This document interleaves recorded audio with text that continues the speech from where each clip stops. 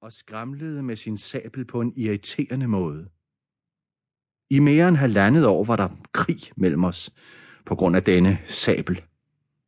Jeg fik til slut bugt med ham. Han holdt op med at skramle.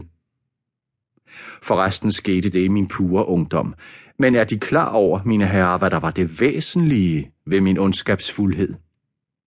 Selve humlen, det der var den største nederdrægtighed, var, at jeg hvert minut, selv under de voldsomste galleanfald, skamfuldt måtte erkende, at jeg ikke var et ondsindet, ikke engang et forbitret menneske, men blot prøvede at skyde spurve med kanoner og fandt trøst heri.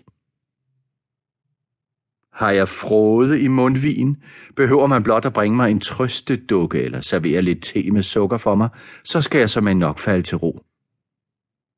Jeg bliver ligefrem rørt i mit inderste, selvom jeg bagefter sikkert vil skære tænder af mig selv og komme til at lide af søvnløshed i flere måneder af skam. Sådan er jeg nu engang indrettet. Jeg løj også, da jeg før sagde, at jeg var en perfid embedsmand. Jeg løj af ondskab. Jeg lavede jo bare narrestreger, både med ansøgerne og med officeren. I virkeligheden kunne jeg aldrig få mig selv til at være ondskabsfuld. Hvert minut mærkede jeg i mig selv uendelig mange ting, som var i fuldstændig modstrid hermed. Jeg følte, at der ligefrem fandtes et mylder af disse modstridende ting i mig. Jeg vidste, at de havde syet i mig altid, og at de nu trængte sig på. Men jeg lod dem ikke få frit løb. Jeg undlod med fuldt overlæg at slippe dem løs. De pinte mig, så jeg skammede mig. De bragte mig i krampetilstand, og til sidst blev jeg led ved dem. Hvor blev jeg dog led ved dem?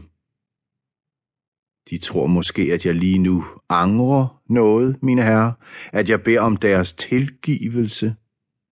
Jeg er sikker på, at det er deres opfattelse. Jeg kan i øvrigt forsikre dem om, at jeg er ganske ligeglad, hvis det er deres opfattelse. Ikke blot er jeg ondsindet. Jeg har ikke engang kunnet få mig selv til at være noget, hverken ond eller god, nederdrægtig eller ærlig, hverken helt eller usselt insekt.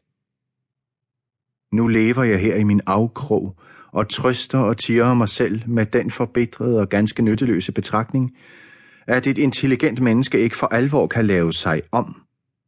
Det kan kun en tåbe. Ja, mine herrer, et intelligent menneske i det 19. århundrede bør og er ligefrem moralsk forpligtet til først og fremmest at være et karakterløst væsen. Et menneske med karakter, et handlingsmenneske, er først og fremmest et indskrænket menneske. Dette er min 40-20-årige overbevisning. Jeg er 40 år nu, og 40 år er jo et helt liv.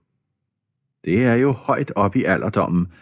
At blive mere end 40 er ligefrem uanstændigt, vulgært, amoralsk. Svar mig ærligt. Hvem lever i mere end 40 år? Det skal jeg sige dem. Idioter og usselrygge. Det siger jeg alle gamle mænd lige op i ansigtet. Alle disse agtværdige gamle mænd. Alle disse velduftende gamle mænd med sølvhvidt hår. Jeg siger det lige op i ansigtet på hele verden. Jeg har ret til at tale sådan, fordi jeg selv kommer til at leve til jeg bliver 60, til jeg bliver 70, til jeg bliver 80.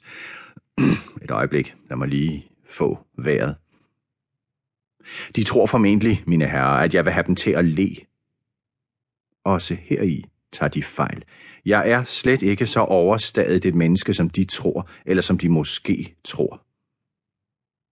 Hvis de er irriteret over al denne snakkesalighed, jeg fornemmer jo nok, at de er irriteret, og skulle finde på at spørge mig, hvad jeg egentlig er for en, så vil jeg svare dem, jeg er kollegieassessor. Jeg passede min tjeneste for at få til det daglige brød, udelukkende derfor. Og da en fjern slægtning sidste år testamentarisk efterlod mig 6.000 rubler, tog jeg straks min afsked og indrettede mig hjemme i min afkrog. Mit værelse er usselt og elendigt og ligger i udkanten af byen.